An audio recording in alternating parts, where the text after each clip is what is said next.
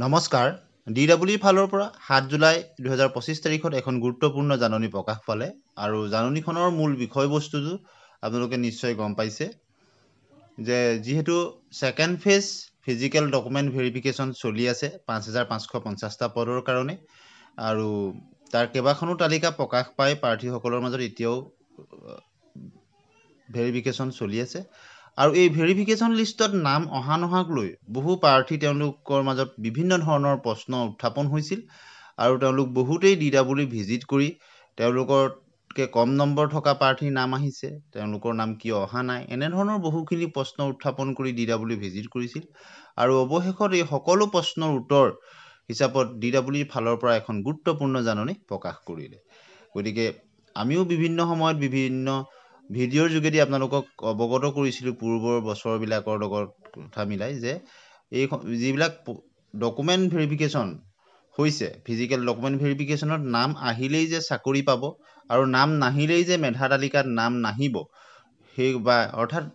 এই যিখন physical document verification হৈছে তাত নাম আহিছে তাৰ লগত মেৰিট লিষ্টৰ কোনো সম্পৰ্ক নাই আৰু এই কথাটোৱে DWৰ নটিচৰ যোগেদি স্পষ্ট কৰি দিলে আৰু বিভিন্ন ধৰণ প্ৰাৰ্থী যে তাত ভিজিট কৰিছে সেই কথাও নটিচখনত উল্লেখ কৰিছে আপোনালোকে দেখিছে ইয়াত লিখিছে it is for inform for all concerned that second phase physical document verification of the candidates against the advertisement number দিছে requirement to be post of a regular teacher LP and UP under DW Assam is currently under way at the Rohika Assam Agriculture University Rohika Assam Agriculture University যি international guest হাউচত হৈ আছে খানাপাৰা গুৱাহাটীত আৰু 27/6/2025 পৰা হৈ আছে আৰু বৰ্তমান যিটো সেকেন্ড ফেজ ভেৰিফিকেশনৰ প্ৰায় 10 তাৰিখলৈকে চলিব বৰ্তমান যিখন লিষ্টৰ মতে হৈ আছে আৰু এই সম্পৰ্কতে তেওঁলোকৰ নাম অহা নহাক লৈ বহুখিনি প্ৰাৰ্থী তেওঁলোকে DW ভিজিট কৰি আছিল তাত কৈছে যে it is also to be mentioned that the publishing list are only for physical document verification অৰ্থাৎ যি কেইখন লিষ্ট প্ৰকাশ পাইছে সেই কেইখনৰ নাম থকা প্ৰাৰ্থীসকলক কেৱল ফিজিক্যাল ডকুমেন্ট ভেৰিফিকেশনৰ কাৰণেহে মতা হৈছে and the mere presence of the name of the candidates in the physical document verification list কেৱল মাত্ৰ এই physical document verification লিষ্টত নাম থাকিলেই does not qualify them for the final merit list তাত নাম থাকিলেই যে তেওঁলোকৰ ফাইনেল মেৰিট লিষ্টত নাম থাকিব সেই কথাটো নুবুজায় এই কথাটো DWয়ে স্পষ্টভাৱে কৈছে আৰু তাক লৈ বহুতৰ প্ৰশ্ন হৈছিল যে আমাৰ নাম কিয় অহা নাই আমাতকে কম নম্বৰ থকা প্ৰাৰ্থীৰ নাম আহিছে বহুত কম থকা আহিছে আমাৰ তেওঁলোকত কৰি বহুত বেছি মাৰ্কস আছে কিয় অহা নাই অৰ্থাৎ DWয়ে নিৰ্দিষ্ট কিছুমান প্ৰাৰ্থীক ফিজিক্যাল ডকুমেন্ট ভেৰিফিকেশনৰ কাৰণে মাতিছে তেওঁলোকক ফিজিক্যালি ভেৰিফাই কৰিব বিচাৰিছে কিন্তু তাত নাম আহিলেই যে তেওঁলোকে চাকৰি পাব সেই কথাৰ কোনো নিশ্চয়তা নাই অৰ্থাৎ ফিজিক্যাল ডকুমেন্ট ভেৰিফিকেশন লিষ্ট আৰু মেৰিট লিষ্টৰ লগত সম্পৰ্ক নাই বুলি DWয়ে স্পষ্ট কৰি দিছে আৰু in this regard many candidates are visiting the office of the undersigned with grievance of not finding their names in the verification list আৰু এই ভেৰিফিকেশন লিষ্টত তেওঁলোকৰ নাম নহাক লৈ বিভিন্ন প্ৰাৰ্থীয়ে তেওঁলোকৰ গ্ৰিভেন্স প্ৰকাশ কৰি DWৰ অফিচ ভিজিট কৰিছে আৰু সেই কাৰণে অৱশেষত DWয়ে এখন নোটিচ প্ৰকাশ কৰি দিলে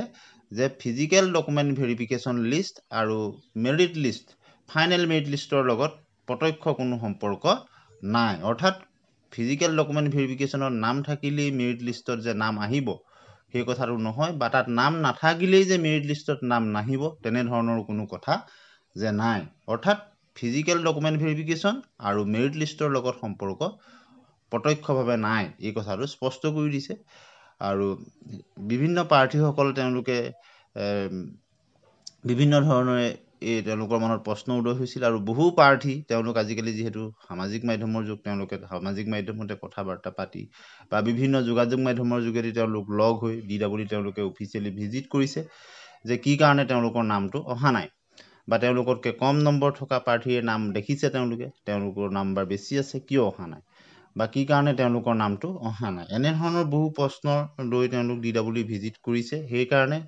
অৱশেষত DWয়ে সকলোখিনি কথা স্পষ্ট কৰি দিলে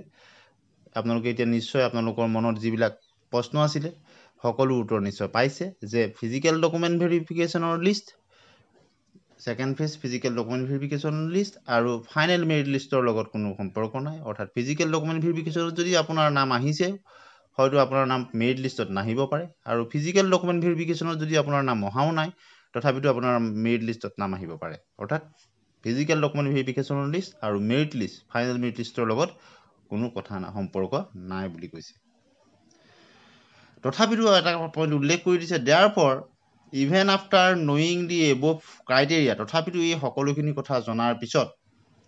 if any candidate has any specific grievance যদি তথাপিতো কোনো প্ৰাৰ্থীৰ কোনো ধৰণৰ বিশেষ ভাৱৰ অভিযোগ থাকে এই কথাটো সুধিছে কেনে ধৰণৰ স্পেচিফিক গ্ৰিভিয়েন্স হ'ব পাৰে he may visit the office as followed with supporting documents on the date and time as mentioned below অৰ্থাৎ ইয়াৰ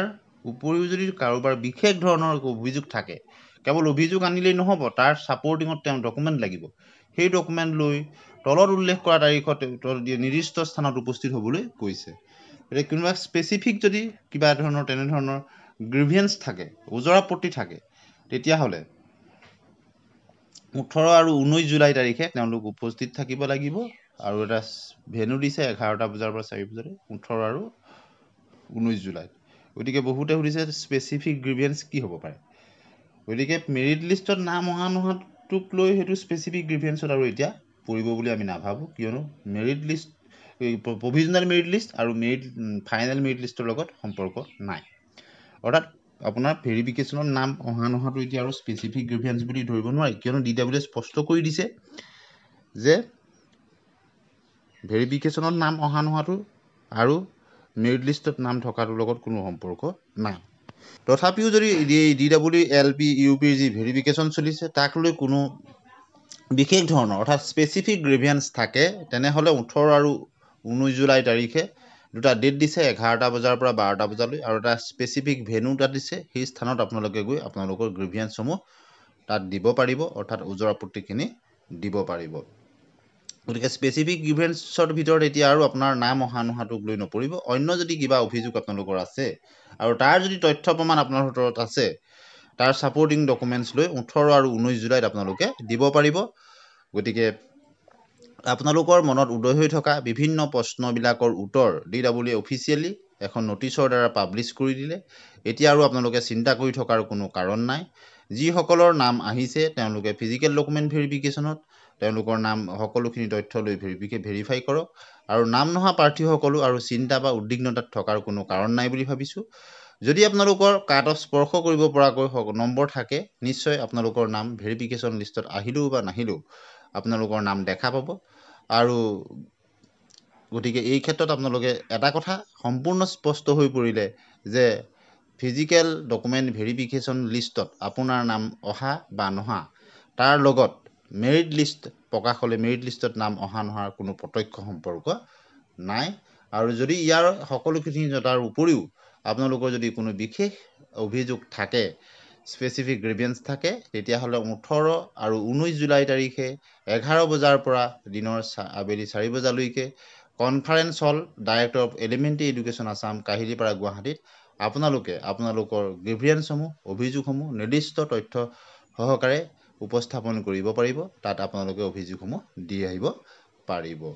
আশা কৰিছোঁ আপোনালোকৰ মনত যিখিনি প্ৰশ্ন উদয় হৈ আছিল যিখিনি আপোনালোকৰ মনত নাম অহা নোহাক লৈ আছিলে সকলোখিনি প্ৰশ্নৰ উত্তৰ পালে আৰু এতিয়া আপোনালোকে নিশ্চয় সকলোখিনি যি আপোনালোকৰ মনত যিবিলাক প্ৰশ্ন হৈছিলে সকলোখিনি উত্তৰ পালে বুলি আশা কৰিছোঁ আৰু এনেধৰণৰ ভিডিঅ'ৰ কাৰণে আমাৰ চেনেলটি ছাবস্ক্ৰাইব কৰি দিব আৰু আপোনালোকৰ মতামত কমেণ্ট ছেকশ্যনত নিশ্চয় লিখিব আৰু ভিডিঅ'টো যদি ভাল পাইছে লাইক কৰিবলৈ নাপাহৰিব ধন্যবাদ